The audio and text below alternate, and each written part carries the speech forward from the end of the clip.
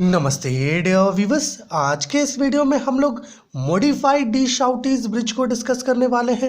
मेरे प्यारे व्यूअर्स, देखिए हम लोगों ने पिछली वीडियो में देखा था बेसिक डी शाउटीज ब्रिज। ओके, अब ये बेसिक डी शाउटीज ब्रिज क्या होता है, ये मॉडिफाइड डी शाउटीज ब्रिज क्या होता है।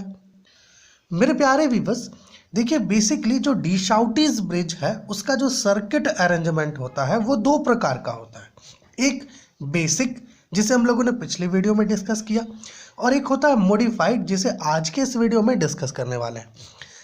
प्यारे व्यूअर्स, देखिए होता क्या है कि बेसिक डी शाउटीज ब्रिज की मदद से हम लोग वैसे कैपेसिटर के कैपेसिटेंस को पता करते हैं या कंपेयर कर सकते हैं, ओके, जो परफेक्ट हो, मतलब उनमें किसी प्रकार का कोई डाइलेक्ट्रिक लॉस ना हो रहा हो। ओके, और अगर मान लीजिए जो आपका कैपेसिटर है उसमें कुछ डाइलेक्ट्रिक लॉस हो रहा हो तो वो कैपेसिटर आपका इम्परफेक्ट हो जाता है।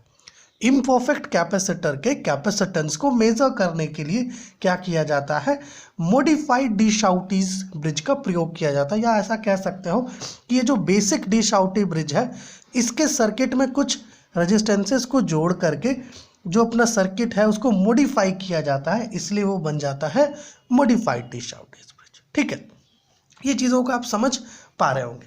अच्छा, अगर आप इसके सर्किट डायग्राम्स को देखो मॉडिफाइड वाले का, तो ये जो आप देख रहे हैं, ये जो डायग्राम, ये मॉडिफाइड डी शाउटीज ब्रिज का डायग्राम है। और यहाँ पर एक डायग्राम आप देखिए, ये जो डायग्राम आप देख पा रहे हैं, ये जो सर्किट डायग्राम आप देख पा रहे हैं, ये किसका है, बेसिक डी शाउटीज ब्रिज का। अंतर आपको साफ साफ नजर आ रहा होगा। एक बार थोड़ा इसको सही से अरेंज कर देते हैं। ओके, देख पा रहे हैं, ये जो आप यहाँ पर देख रहे हैं, ये वाला फिगर, ठीक है सर, चलिए इसको सेकंड वाला दे देते हैं, ये फर्स्ट, ठीक है। तो जो सेकंड वाला जो फिगर है प्यारे व्यूअर्स, ये आपका बेसिक डी शाउटीज ब्रिज का फिगर है। ओके, इसमें आप देख पा रहे होंगे अपना जो आर्म ए बी और बी सी, माफ कीजिएगा, आर्म ए बी और ए डी है, इसमें दो कैपेसिटर्स है C1 और C2। ओके, इसी में क्या किया गया है, सीरीज में ए बी और ए डी दोनों में सीरीज में एक रेजिस्टेंस कनेक्ट किया गया है R1 और R2। यहाँ पे आप देख पा रहे होंगे ए बी में कैपेसिटर C1 के साथ एक रेजिस्टेंस R1 जो है कनेक्ट किया गया है, वो भी सीरीज में। और ये जो स्मॉल R1 है, ये एक्चुअली में क्या है, इंटरनल रेजिस्टेंस है इस कैपेसिटर C1 का। ओके, उसी प्रकार से ये जो आर्म ए डी है, इसमें भी आप देख रहे हैं, यहाँ पे क्या था, कैपेसिटर था C2। ओके, इसके साथ एक रेजिस्टेंस सीरीज में लिया गया है R2, और यहाँ जो स्मॉल R2 है, ये क्या है, ये आपका ये जो कैपेसिटर है, ओके, इसका इंटरनल रेजिस्टेंस, ठीक है। और यहाँ पे क्या था, आर्म BC और CD में दो वेरिएबल रेजिस्टेंसेस थे, बट यहाँ पर जो है नॉन इंडक्टिव रेजिस्टेंसेस होते हैं, ठीक है। ये जो है सर्किट डायग्राम में थोड़ा सा अंतर है। तो जब यहाँ पर रेजिस्टेंसेस कनेक्ट हो रहा है तो ये अपना बेसिक डी शाउटी ब्रिज का जो सर्किट डायग्राम है, ये क्या बन जाता है, मॉडिफाइड डी शाउटीज ब्रिज का सर्किट डायग्राम। ओके, यहाँ पर देखिएगा, हम लोगों ने कुछ चीज़ें यहाँ पर लिख करके रखी हैं, थोड़ा यहाँ पर समझिएगा। The modified D Shoutiz bridge is an enhanced version of the basic D Shoutiz bridge. Okay, basic D Shoutiz bridge का क्या है, enhanced version है। It is designed to measure the unknown capacitance of an imperfect capacitor. ठीक है, imperfect capacitor के unknown capacitance को measure करने के लिए यहाँ पर ये है ना, इसको इस प्रकार से डिजाइन किया गया। Where an imperfect capacitor also called a lossy capacitor is one which has finite internal resistance due to dielectric loss। ठीक है, जो इम्परफेक्ट कैपेसिटर है, इसमें क्या होता है, डाइलेक्ट्रिक लॉस के कारण इसके पास कुछ फाइनाइट इंटरनल रेजिस्टेंस होता है, इसलिए हम लोग क्या किए, कैपेसिटर्स के साथ इसका जो इंटरनल रेजिस्टेंसेस है उसको भी सर्किट डायग्राम में लिए। अब थोड़ा इस सर्किट डायग्राम को एक्सप्लोर कर लेते हैं कि इसमें क्या क्या है। देखिए मेरे प्यारे व्यूअर्स, ये जो 4 आर्म्स है, AB, BC, CD, okay, AD, इसमें क्या है, अपना जो भी एलिमेंट्स है, या यूँ कहो जो इम्पिडेंसेस है, वो कनेक्टेड है। और जो अपना पॉइंट्स A और C है, ओके, इस A और C के बीच अपना जो पावर सोर्स है वो कनेक्टेड है। यहाँ पर ये जो D आप देख रहे हो, ये क्या है, AC डिटेक्टर है।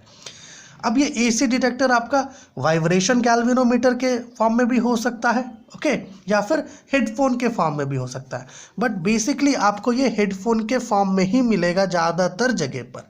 ठीक है, सो ये अपना AC डिटेक्टर है जो हेडफोन के फॉर्म में हो सकता है या फिर वाइब्रेशन गैल्वेनोमीटर के फॉर्म में। अगर आप यहाँ पर आर्म AB की बात करो तो यहाँ पर जो कैपेसिटर है C1, ये जो कैपेसिटर है C1 जिसका कैपेसिटेंस हम लोग C1 लिए हुए हैं एक्चुअली में, ओके, ये अननोन इम्परफेक्ट कैपेसिटर है, इसी के कैपेसिटेंस को हम लोग को मेजर करना है, ठीक है। और इसके साथ सीरीज में हम लोगों ने एक रेजिस्टेंस R1 लिया है और ये जो स्मॉल R1 है ये क्या है, आपका इंटरनल रेजिस्टेंस है इस कैपेसिटर C1 का। फिर आर्म BC और CD में आपका दो नॉन इंडक्टिव रेजिस्टेंसेस है R3 और R4, और जो AD है आपका, इसमें एक नॉन इम्परफेक्ट कैपेसिटर है C2, या ऐसा कहो नॉन इम्परफेक्ट कैपेसिटर है जिसका कैपेसिटेंस है C2, और इसके साथ सीरीज में आपका एक रेजिस्टेंस R2 लगा हुआ है, और यहाँ जो स्मॉल R2 है ये क्या है, इंटरनल रेजिस्टेंस है कैपेसिटर का। ओके, सो ये सर्किट डिस्क्रिप्शन है इसका। आप चाहें तो इस सर्किट डिस्क्रिप्शन को लिखना चाहते हैं तो आप इस पैरा से देख करके लिख सकते हैं। अब मेरे प्यारे व्यूअर्स, हम लोग करेंगे क्या, देखिए पिछली वीडियो में हम लोगों ने एक एक्सप्रेशन डिराइव किया था जो बेसिक डिश आउटेज ब्रिज था, है ना। ये C1 आपका अननोन कैपेसिटर है जिसका कैपेसिटेंस डिटरमाइन करना है, तो उसके लिए हम लोगों ने एक इक्वेशन डिराइव किया था। इस प्रकार का एक इक्वेशन मिला था हमें, इसकी मदद से हम लोग जो है आपका अननोन कैपेसिटेंस के वैल्यू को पता कर सकते हैं। बिल्कुल सेम तरीके से हम लोग क्या करेंगे, चूंकि सर्किट डायग्राम में थोड़ा बदलाव आया है ना, तो हम लोग क्या करेंगे, इसी इक्वेशन को दोबारा से डिराइव करेंगे और यहाँ पे हमें कुछ चेंजेस भी देखने को मिलेगा। तो चलिए इसे स्टार्ट करते हैं।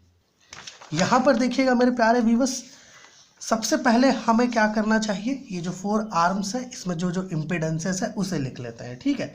यहाँ पर देखिएगा, अगर हम लोग यहाँ पे Z1 निकालें तो Z1 AB आर्म से निकालेंगे जो होगा आपका R1 plus 1/j omega C1 plus R2, ठीक है। इंटरनल रेजिस्टेंस को भी आप इंक्लूड करवाइएगा।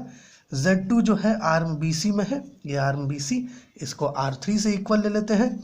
आपका Z3 जो है ये वाला है आर्म AD में, तो ये आपका ये हो जाएगा R2 plus 1/j omega C2 plus small R2 हो जाएगा, और जो Z4 होगा प्यारे व्यूअर्स ये आपका होगा R4, ठीक है।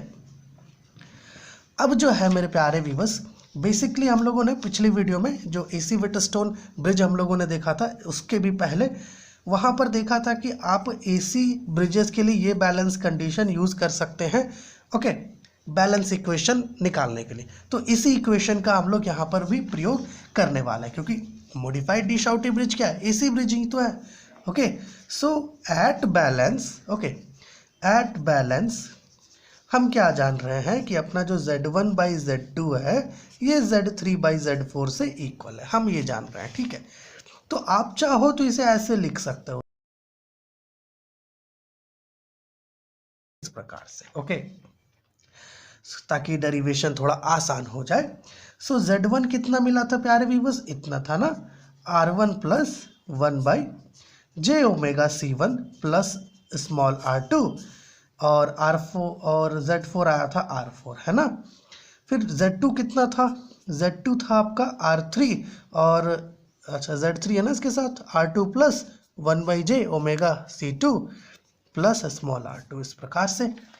फिर मेरे प्यारे व्यूअर्स यहाँ मल्टीप्लाई कर लेते हैं तो हमें मिलेगा R1 R4 plus R4/j omega C1 plus small R2 capital R4 R3 R2 plus R3/j omega C2 plus capital R3 small R2, कुछ इस प्रकार का, ओके।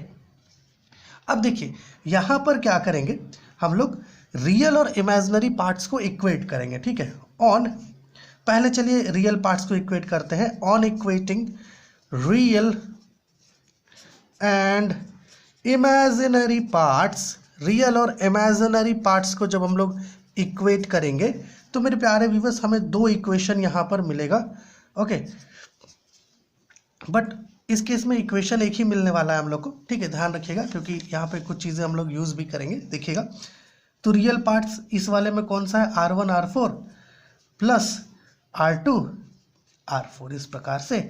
यहाँ पर है आपका R3 R2 plus capital R3 small R2, ठीक है। सो आप चाहो तो इसे ऐसे लिख दो, R4 तो कॉमन है, बाहर निकाल लेंगे और यहाँ पर हो जाएगा आपका, एक मिनट, यहाँ पर कुछ गड़बड़ कर रहे हैं क्या हम लोग, एक मिनट, हम लोगों ने, आप जरा सा यहाँ पर देखिए, जो Z1 था यहाँ पर हम लोग को R1 plus 1/j⍵C1 plus R2 लिए, इसको हम लोग यहाँ पे R1 कर देंगे, ठीक है, क्योंकि यहाँ पे R1 था इस सर्किट डायग्राम में, है ना। यही यहाँ पे एक छोटा सा मिस्टेक हो गया, यहाँ पे R1 ले लीजिएगा प्लीज़, इसको R1 ले लेते हैं, ठीक है। अब जब हम लोग इसको R1 ले लेंगे तब जो है थिंग्स और अच्छे से क्लियर हो जाएगा। फिर यहाँ पर देखिएगा हम लोग R3 ले लेते हैं, तो यहाँ हो जाएगा R2 प्लस स्मॉल r2।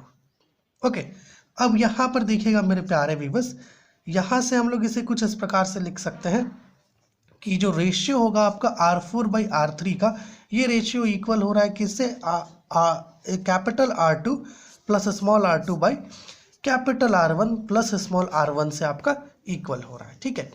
इसका हम लोग आगे प्रयोग करेंगे, तो इससे क्या करते हैं, इसी प्रकार से रखते हैं या इक्वेशन नंबर 1 ले लेते हैं। और क्या, ये क्या था, रियल पार्ट्स को कंपेयर करते हैं। अब इमेजिनरी पार्ट्स को कंपेयर करते हैं। इमेजिनरी पार्ट्स में आपका आता है R4/j⍵C1 is equal to R3/j⍵C2, कुछ ऐसा आता है। j ओमेगा और j ओमेगा अगर आप कैंसिल आउट कर दो तो आपको यहाँ मिलेगा R4/C1 is equal to R3/C2, कुछ ऐसा मिलेगा। सो यहाँ से देखिएगा C1 अपना अननोन कैपेसिटेंस है, सो 1/C1 is equal to R3/R4, यहाँ पे नीचे C1 हो जाएगा, माफ़ कीजिएगा C2 है ना, हाँ। सो यहाँ से आप लिख सकते हो C1 is equal to C2R4/R3, कुछ इस प्रकार का हो जाएगा सीन आपका।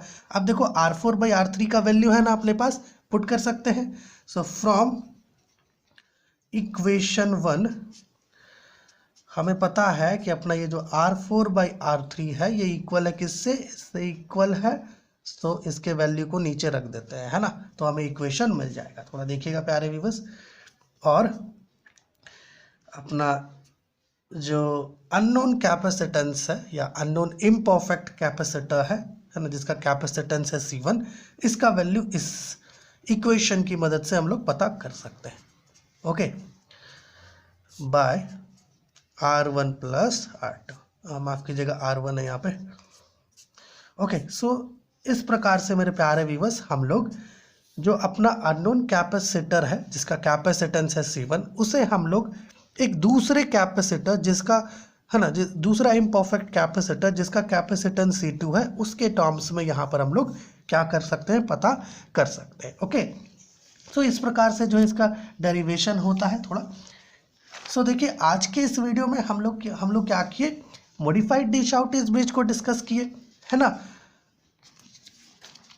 सो और पिछली वीडियो में हम लोग क्या किए थे, बेसिक डिश आउट इस ब्रिज को डिस्कस किए थे। तो अगर आपने पिछला वीडियो नहीं देखा है तो एक बार देखिए, लिंक नीचे है डिस्क्रिप्शन में।